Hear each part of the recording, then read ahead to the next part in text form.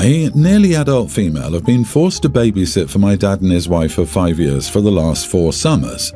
The kids are my dad's stepkids and they're currently all young grammar school age. No, the kids are 100% not my dad's kids.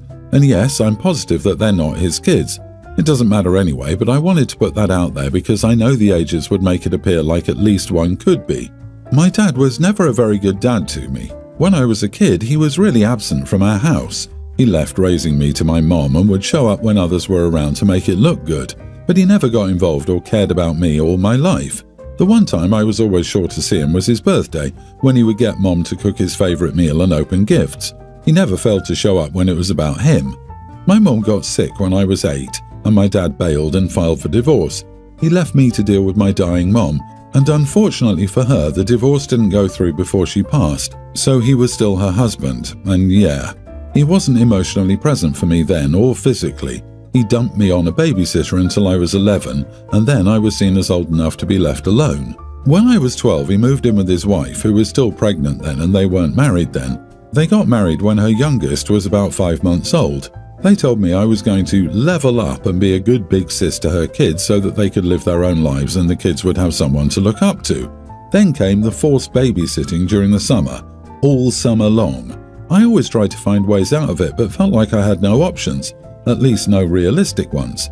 My dad's wife is better than my dad. She isn't very involved or directly caring toward her kids. Still, she will often bark at me for not being more sweet to her kids and saying how sad her kids look when I don't interact with them. It's more than my dad would do, but she's not exactly getting involved with her own kids. I've been planning to get out for over a year. I turn 18 in May and graduate a couple of weeks later. I'll likely go to stay with friends on my 18th birthday. I will be totally gone and never return. I won't babysit, and I know they expected that to happen, but I don't know if they would actually pay for someone else or if they'd leave the kids without someone watching them. So I decided to tell my dad I won't be babysitting this summer. In my head, if she cares a little, she might get someone else in. My dad told me I've been the most consistent person in the kids' lives, and I'm an idiot for dismissing them like that. He told me I should be staying and doing what he and his wife want because they put a roof over my head for so long now. He told me I'm going to cost him money with this. His wife started yelling at me for leaving her kids behind and how sad they'd be. Am I the idiot? You've been the most consistent person in their lives. Boy, that's a low bar for your dad and their mother to miss. Not the idiot. I lived this exact life as a child. My dad slept, ate and worked. My stepmom slept and slept and slept. I was left to raise my siblings. For anyone to call it help or being a good big sis is delusional. Your child is keeping your children fed, safe and clean while you sleep until 1 p.m. My entire childhood was spent taking care of my siblings. While they were my actual siblings, I was still a child, and that childhood was taken from me. I left on my 18th and never looked back. She chose to have those children. Your dad chose her. They are not your responsibility. And while the children are innocent, they are not yours. I'm so sorry you were ever put into this situation. I put a roof over your head is some crap. It's been his job to raise you, care for you, love you, value you, comfort you, and prepare you for adulthood. And he thinks you should be thankful that he let you live in your house while he used you to cover up his parenting laziness and indifference. You do not owe Dad or his wife for the bare minimum of providing you housing when you were a child. They have failed you. They treated you as unpaid childcare for 4 years. Now that you've told your dad about your plan, make sure you find your important documents and items and keep them in a safe location off the property. You can't trust him. I, 25 female, and my husband, 26, had a baby girl, Amy, toddler. Amy was born with a lazy eye and a birthmark on her forehead. Nobody's ever had a problem with this, especially my husband and I. My sister has always been a rude person. For example, if we were in public and she saw someone even slightly overweight, she'd insult them to me, talking horribly about a stranger she didn't even know. My sister recently got plastic surgery and lip filler. It's just started to heal, so we invited most of my family around our place for dinner. This would be the first time anyone would see her since the surgery. My sister walked in almost an hour after the dinner started and everyone stopped to watch her. She looked like a loose woman. Her face was full of plastic, she was wearing the thickest makeup I'd ever seen, and her skirt was almost showing her butt. Keep in mind, this is a family dinner with children. I couldn't even look at my sister. The plastic surgery looked absolutely horrible, and I knew my family well enough to know they were thinking the exact same thing. My sister sits down, acting like everything is normal, and it is for an hour and a half or so. She starts talking about how everyone should get some sort of surgery, and that we need to rid the world of ugly and fat people. Everyone was biting their tongue so as not to ruin the dinner, but I finally snapped when my sister made a comment about my beautiful daughter. OP, I'm pretty sure there's some sort of surgery to fix a lazy eye. Maybe then Amy won't get bullied. And while you're at it, see if you can find something for that nasty blemish on her forehead too. That wasn't exactly what she said, there was a lot more, but this was what stuck out to me. I stood up and shouted something along the lines of, "You cow, how dare you, my daughter is perfect. You can't say anything about looks now that you look like a donkey." Of course, my sister started crying and left, and the dinner had to be cut short. A few family members have told me that, while what she said was rude, I was out of line for insulting her looks. My husband, parents, and a few cousins are on my side, and some have even cut my sister off. My sister has blocked me on everything, and her husband, who wasn't present for the dinner, called me an idiot and said I've sent her into a depression. He cussed me out for a while before hanging up and blocking me on everything too. It's been a week since this happened, and neither has tried to contact me. I don't feel bad. I'm just sorry that she has to look like a donkey until she finds a way to get the plastic out of her face. So, am I the idiot? Not the idiot. While your reaction was harsh, especially at a family dinner table with children present, I can fully understand it. It seems that in her world she didn't realize that she was crossing a line by suggesting plastic surgery for your daughter, but that doesn't excuse what she said. You were correct in defending your daughter from a person who makes a regular point to talk smack about, in her view, ugly people. I disagree. You are the idiot for insulting donkeys. Just because donkeys aren't the most beautiful animals around, that doesn't mean you can insult them by comparing someone who has disfigured themselves by shoving plastic and chemicals into their face. These plastic people make monkfish look good. Donkeys are cute, but not OP's sister. Your sister obviously needs help. Her preoccupation with looks has reached an unsustainable level. Her reaction was that despite her bravado about her new appearance, she was still desperately unsatisfied. Don't be surprised if she gets more surgery. Your response was nuclear but understandable. It'd be best if you stayed away from her till she addresses her issues. I feel sorry for her. I, 42 female, have a son, Ben, 19, with my husband, Tom. Ben was born a girl and realized by 16 that he wanted to transition from female to male. Tom and I weren't initially supportive, and I took longer to come around. I only did so after Tom passed in an accident, and I realized how distant my relationship with Ben was. When Ben was born, Tom got a tattoo of our then daughter's name on his arm, and we have a lovely picture together of me, Tom, and Ben at a few months old at the beach where Tom's tattoo is visible.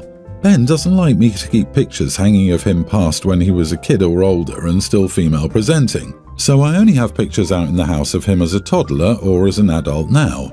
The only picture that I've not agreed to take down is the one of us at the beach. I really like that one. Ben's only issue is the tattoo, but for me it's one of my happiest memories of that day and I don't want to take it down. Ben is very upset about me keeping that picture up and says I'm being cruel because it reminds me of his dead name.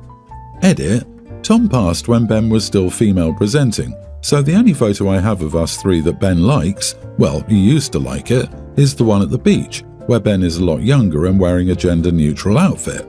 Also, the photo is up in the hallway just outside my bedroom, which is not anywhere near Ben's room and will not be seen by house guests unless they come into my room. This is probably controversial, but not the idiot.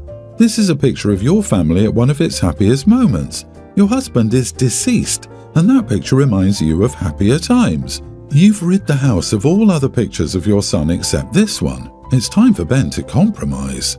Honestly, it sounds like Ben needs some major therapy if he can't even have pictures of the past, including his dead dad.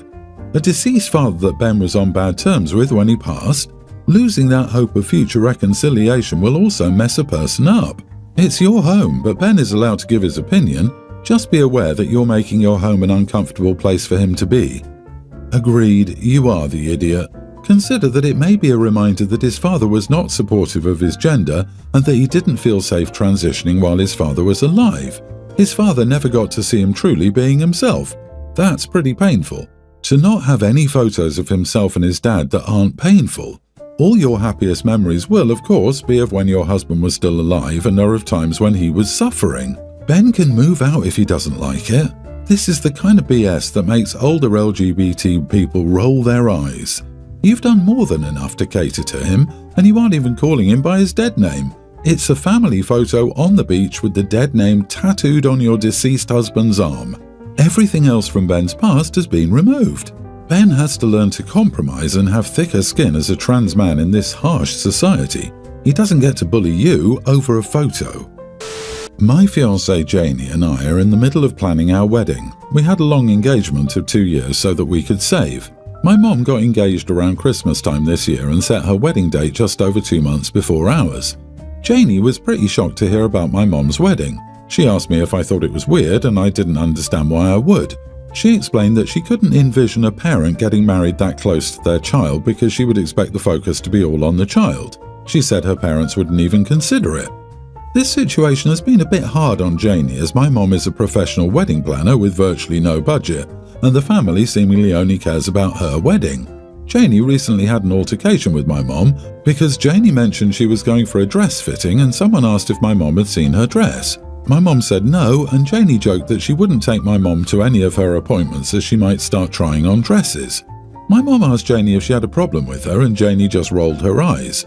My mom's fiancé and I kept them apart the rest of the night, and when we got to the car, I told Janie that wasn't called for. She began to get upset, so I reassured her that I understood why she felt this way.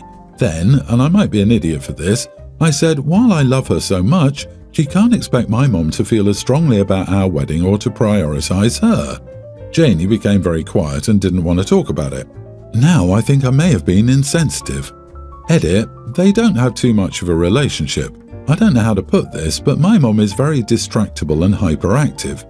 Janie is quieter and shyer, so my mom is focused on whatever is grabbing her attention at the moment or whatever is fun and forgets everything else.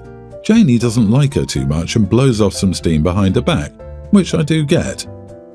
Not the idiot. While personally I do find it a little weird that your mom wedged her wedding in before yours, that's probably standard behaviour for your mom.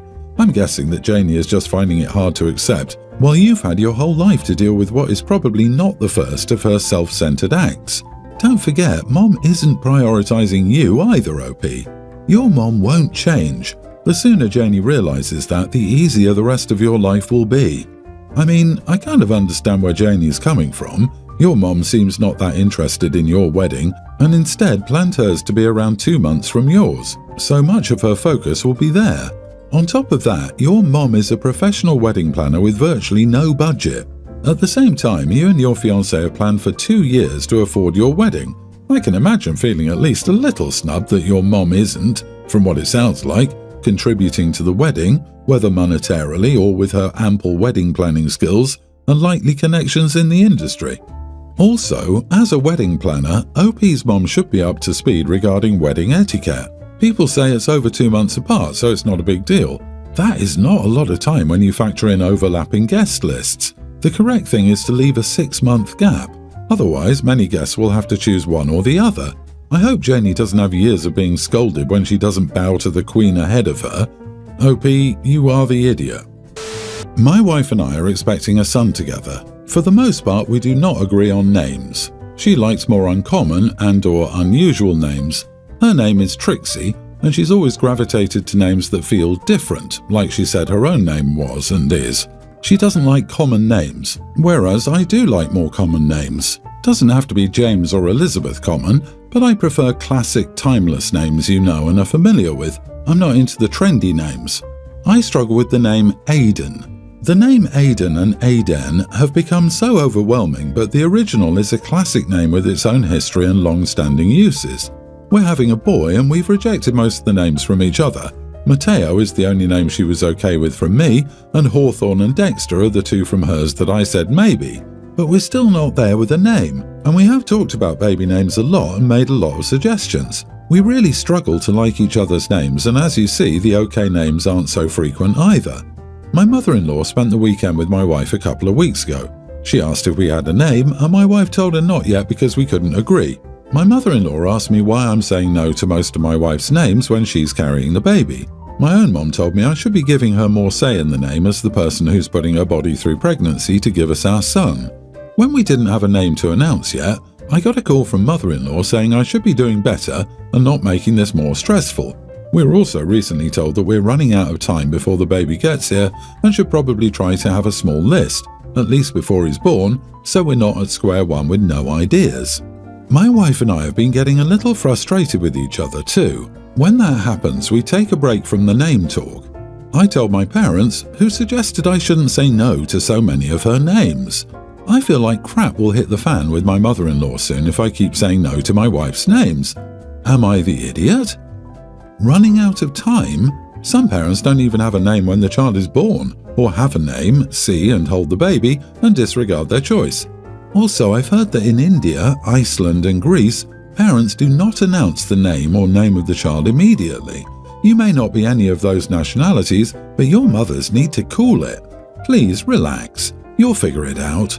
I've yet to hear of a new parent running screaming into the streets because they're unable to name a child. Exactly. You need to stop talking to either of your mothers about this, as their only opinion that the woman has more right to name the baby is absolutely ludicrous. So wrong. What a genuinely absurd argument. It's not like you chose not to be the one pregnant. This toxic BS of "I'm the pregnant one so I get more say" needs to end. Where does that line of thinking stop? First it's a name, next it's major parenting decisions. You are the idiot. Is the baby getting your last name? If they did, you already gave them a name. If you're going into this having issues with Aiden, an old classic name, you're probably just being too picky. It doesn't sound like she picked Moonbeam or Koala as options. There's a name app that's basically Tinder for names. I suggest you guys give it a try and ask yourself if her names are truly terrible or if you just want to feel like you have more say than her.